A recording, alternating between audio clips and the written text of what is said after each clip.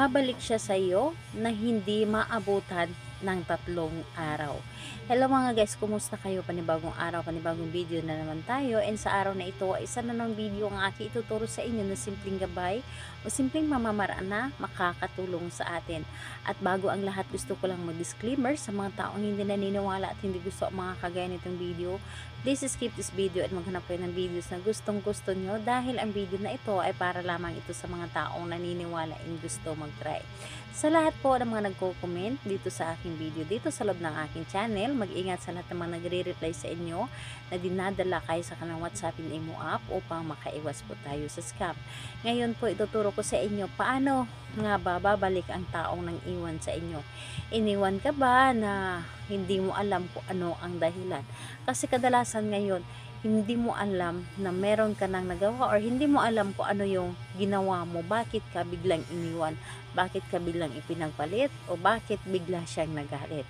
So ito ang mga pamamaraan paano siya pabalikin sa atin na hindi lang siya babalik, kundi magmamakaawa ito sa inyo, natanggapin mo muli at magsisisi ito sa iyong or sa kanyang ginawa.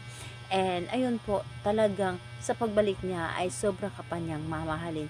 Yung tipong kung gaano kanya kamahal bago kanya iniwan, doblihin pa niya ang kanyang pagmamahal sa iyo ngayon, na talagang gagawin niya ang lahat para hindi ka na niya iiwan o gagawin niya ang lahat para lang makabawi sa kanyang ginawa sa iyo.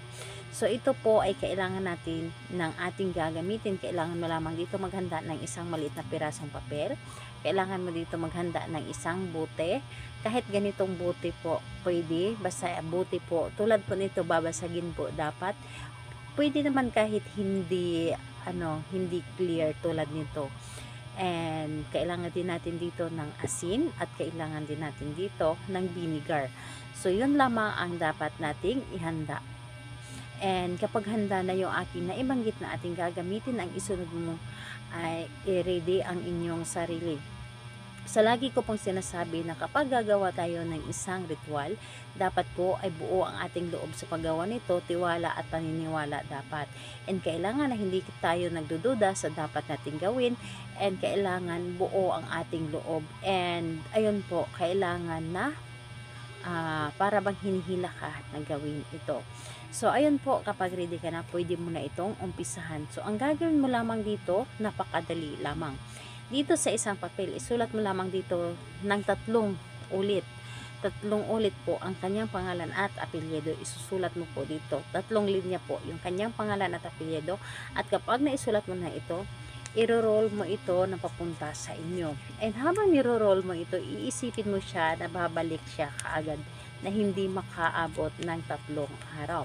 And kapag na-roll mo na ito, buksan ang bote na ito at ilagay mo dito sa loob ang papel na ito. Ilagay mo ito sa loob at ilagay ang suka, ilagay ang asin. Ang asin kasi is pangontra ito. Pangontra para hindi ito kontrahin ang iyong ginawa. And kapag nalagyan mo na ito or nailagay mo na yung papel, asin at suka dito sa loob, ibulong mo dito ang iyong nais sa pamamagitan ng asin at suka, o sa aking ginawa ngayon, ikaw ay babalik sa akin nang hindi makaabot ng 3 araw.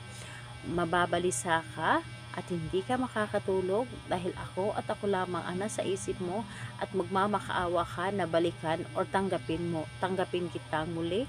Magmamakaawa ka na mahalin kitang muli. Babalikan mo ako at mamahalin po akong higit pa sa iyong sarili. So, ganyan po ang inyong dapat gawin. At pagkatapos nun, takpan ninyo ang buti na ito at alugin ninyo ng alugin po para maramdaman niya ang inyong ginawa. So, alugin ninyo ito ng alugin at sabay sambit ng kanyang pangalan paulit-ulit kahit ilang bisis po. Alog at pangalan niya at apelyido, pangalan, apelyido. Tawagin ninyo palagi. Babalik ka sa akin, babalik ka sa akin. So ganyan po ang inyong dapat gawin. And pagkatapos nun, ang buti na ito, ibaon po ninyo sa lupa sa gilid ng inyong bahay. So ibaon po ninyo para yung isip niya ay hindi mawala sa inyo at talagang babalik at babalik siya sa iyo. Yung talagang para bang hinihila yung paa niya na pupunta sa inyo upang makipagbalikan. So, ayun po, medyo istrikto ito, gawin lamang ito sa araw ng Tuesday and Friday. Kahit anong oras naman pwede, pwedeng sa umaga, pwedeng sa tanghali, pwedeng sa gabi, basta araw ng Tuesday and Friday. So, ayun po, salamat po sa inyo. Bye bye everyone. God bless us all.